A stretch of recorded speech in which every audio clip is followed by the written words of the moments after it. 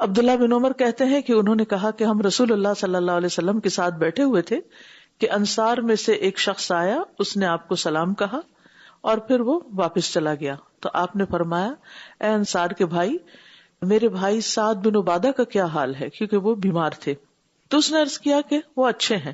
اس پر رسول اللہ صلی اللہ علیہ وسلم نے اپنے ساتھ جو بیٹھے ہوئے تھے لوگ ان سے پوچھا کہ تم میں سے کون ان کی عیادت کرے گا.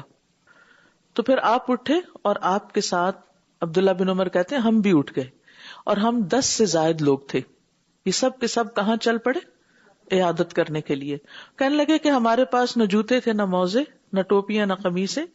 ہم اس شریلی زمین پر چلتے ہوئے ان کے پاس پہنچ گئے، یعنی جہاں ان کا گھر تھا وہاں تک چلے گئے.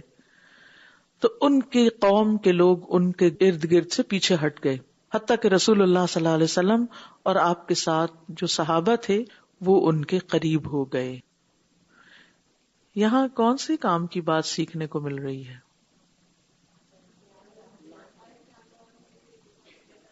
جی، 2-3 چیزیں ہیں اس میں.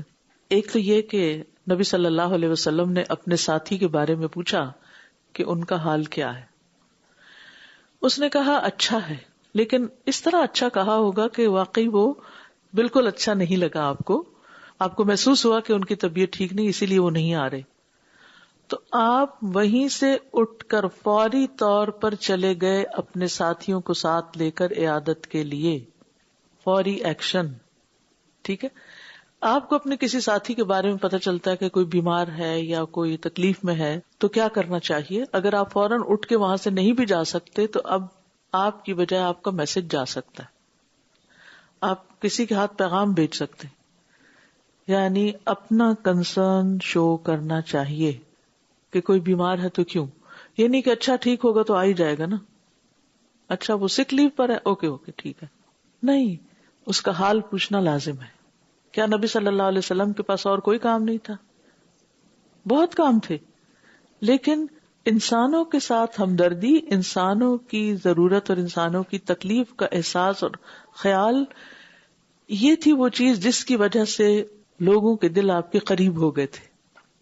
جب تک آپ لوگوں کی کیئر نہ کریں، آپ ان سے ہمدردی نہ رکھیں، انہیں اپنی دعاؤں میں یاد نہ رکھیں، ان کے مسائل کے بارے میں نہ سوچیں، تو آپ ٹیم نہیں بنتے. ایک عضو بیمار ہوتا ہے تو باقی کا حال کیا ہوتا ہے؟ سارا ساتھ مل جاتا ہے، سب کو بخار ہو جاتا ہے. اگر آپ کے ہاتھ پہ چوٹ لگ گئی تو آپ کے باقی جسم کو بھی کیا ہوگا؟ تکلیف ہوگی، بے چینی ہوگی، بیماری ہوگی. ٹھیک ہے، تو نبی صلی اللہ علیہ وسلم جو کہ سعد بن عبادہ لیڈر بھی تھے، سردار بھی تھے. تو جو کسی قوم کا لیڈر ہوتا ہے، کسی اہم پوزیشن پر ہوتا ہے، اس کا اپنا ہی خاص مقام بھی ہوتا ہے، اس کے لیے توجہ اور اس کی اہمیت بھی اپنی جگہ ہوتی ہے. اور پھر آپ صرف خود نہیں گئے بلکہ ساتھیوں کو بھی لے کر گئے. اچھا، اب آپ دیکھیے کہ جو لوگ سعد بن عبادہ کے آس پاس تھے انہوں نے کیا کیا کہ فوراً پیچھے ہٹ گئے تاکہ نئے آنے والوں کو موقع ملے. اگر آپ کسی جگہ پر کسی بیمار کا حال پوچھنے کے لیے گئے ہیں یا تعزیت کے لیے گئے ہیں یا کسی کی مبارکباد کے لیے گئے ہیں یا کسی کے پاس کسی کام سے گئے ہیں، اتنے میں دوسرے لوگ آتے ہیں جو بعد میں آنے والے ہیں، آپ کا فرض کیا بنتا ہے؟ آپ کیا کریں؟ اب دوسروں کو موقع دیں. بہت اہم نقطہ ہے یہ. ہم بعض اوقات جو کسی کے ساتھ ہوتے ہیں وہ کہتے ہیں کہ یہ ہمارا حق بنتا ہے، ہم ہی ساتھ رہیں. نہیں، دوسروں کو بھی موقع دیں، ان کو بھی آگے آنے دیں. وہ لوگ پیچھے ہٹ گئے اور نبی صلی اللہ علیہ وسلم ان کے ساتھ ہی آگے آ گئے اور انہوں نے حال چال پوچھا ہوگا، پھر چلے گئے ہوں گے. اور جو پہلے کے لوگ تھے اگر وہ گھر والے تھے تو وہ پھر بیٹھ گئے ہوں گے، اور اگر وہ کچھ اور تھے تو ہو سکتا ہے ان کے بعد کوئی اور آ گیا ہو. کبھی ہاسپٹل جائیں، کبھی کسی جگہ جائیں تو دھرنا مار کے بیٹھ نہ رہے، وہاں کام کریں اور اٹھ جائیں. تعزیت کے لیے جائیں اور تھوڑی دیر کے لیے بیٹھے اٹھ جائیں، بیٹھے نہ رہیں. لمبی لمبی باتیں نہ کریں، اس سے مریض کو بھی تکلیف ہوتی ہے اور گھر والوں کے کام بھی متاثر ہوتے ہیں. جو بامقصد انسان ہوتا ہے وہ ضرورت کا کام کرتا، بات کرتا اور پھر اس کے بعد اپنے کام میں مشغول ہو جاتا ہے. پھر نبی صلی اللہ علیہ وسلم کے بارے میں آتا ہے کہ ان کو ایک دفعہ بیماری میں بے ہوش دیکھ کر آپ رونے لگے تھے. عبداللہ بن عمر کہتے ہیں کہ جب سعد بن عبادہ بیمار ہوئے تو نبی صلی اللہ علیہ وسلم عبد الرحمن بن عوف، سعد بن ابی وقاص اور عبداللہ بن مسعود کے ساتھ ان کی عیادت کے لیے تشریف لے گئے. ٹھیک ہے. اب یہ دوسرا موقع ہے. پچھلے میں کون تھے؟ عبداللہ ابن عمر تھے اور 10 لوگ تھے، اور یہاں 3-4 لوگ ہیں. وہاں جب عیادت کے لیے تشریف لے گئے، جب آپ وہاں پہنچے تو اسے اپنے اہل خانہ کے درمیان پایا، یعنی اب سعد بن عبادہ کو. تو آپ نے پوچھا کہ آیا انتقال ہو گیا؟ یعنی وہ بے ہوش پڑے ہوئے تھے. تو آپ نے پوچھا یہ فوت ہو گئے ہیں؟ لوگوں نے عرض کیا نہیں اللہ کے رسول. تو نبی صلی اللہ علیہ وسلم نے ان کے مرض کی شدت کو دیکھا تو رو پڑے. لوگوں نے جو آپ کو روتے ہوئے دیکھا تو سبھی رونے لگے.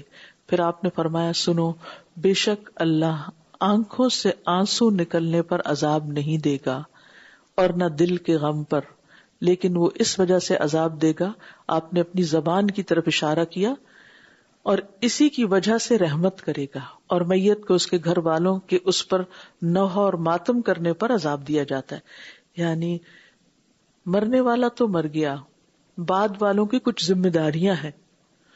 نمبر 1، میت کے بارے میں اچھے الفاظ بولیں. انہوں نے جو غلطیاں کی ان پہ پردہ ڈالیں، ذکر نہ کریں.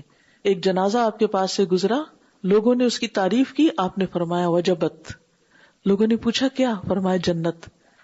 کس وجہ سے؟ ان لوگوں کی اچھی گواہی کی وجہ سے. ایک اور جنازہ گزرا، لوگوں نے اس کی برائیاں کی، آپ نے فرمایا وجبت. لوگوں نے پوچھا کیا؟ فرمایا جہنم. کیوں؟ ان لوگوں کی میت کے خلاف گواہی کی وجہ سے. تو یاد رکھیے، میت کے حق میں بات کریں، اچھی بات کریں.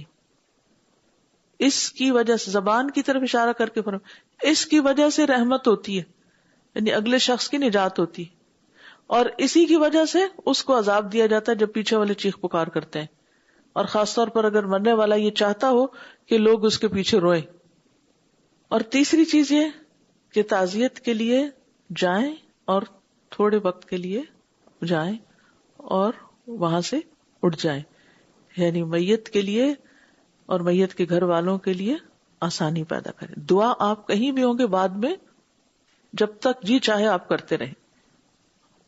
اور پھر یہ کہ اگر کفن دفن کا انتظام کرنا ہے یا اور کوئی ضرورت ہے گھر والوں کے لیے، تو اس کے لیے ضرور اپنے آپ کو آفر کریں، لیکن ویسے نہیں. تو مومن کے ہم پر حق ہوتے ہیں، چاہے وہ زندہ ہے، چاہے وہ فوت ہو چکا ہے، چاہے وہ بیمار ہے اور چاہے وہ تندرست ہے.